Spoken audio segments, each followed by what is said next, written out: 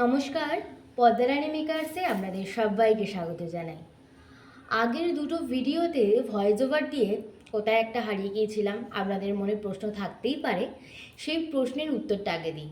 জলবায়ু পরিবর্তনের জন্য আমার প্রচণ্ড পরিমাণে কাশি হচ্ছিল এবং জ্বরও হয়েছিল তার সাথে, তা আমি সেরে উঠেছি এখন, সেই জন্য আবার ভয়েস ওভার দিতে আরম্ভ করেছি।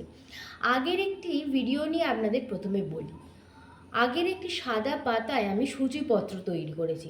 সূচিপত্রটা হঠাৎ করে কেন তৈরি করলাম? আসলে আমাদের কলেজে একটা প্রজেক্ট হচ্ছিল, তো প্রজেক্টের ফ্রন্ট পেজটা অনেকেই প্রিন্ট আউট করে বার করে নিয়েছে এবং আমিও সেটা নিয়েছি অবশ্য। আসলে সময় খুব হাতে কমই ছিল বলতে গেলে।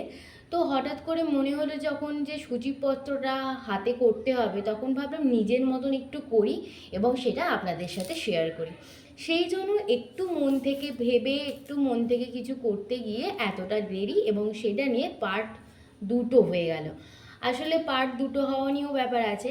আমি ভাবছিলাম ওটা পেন্সিলে টোন দিয়ে করব, কি স্কেচ পেন দিয়ে করব, কি অন্য কোনো কালার দিয়ে করব, তো ভেবেই উঠতে পারছিলাম না। তো অবশেষে সব কিছু মিক্সড করে আমি কালারটা করেছি এবং এটি কেমন হয়েছে এটা সম্পূর্ণ আমি নিজে থেকে করেছি। এবং কালার কম্বিনেশানটা কেমন হয়েছে, ডিজাইনটা কেমন হয়েছে, আমার ভিডিওগুলি কেমন লাগছে অবশ্যই কিন্তু আমাকে কমেন্ট করে জানাবেন।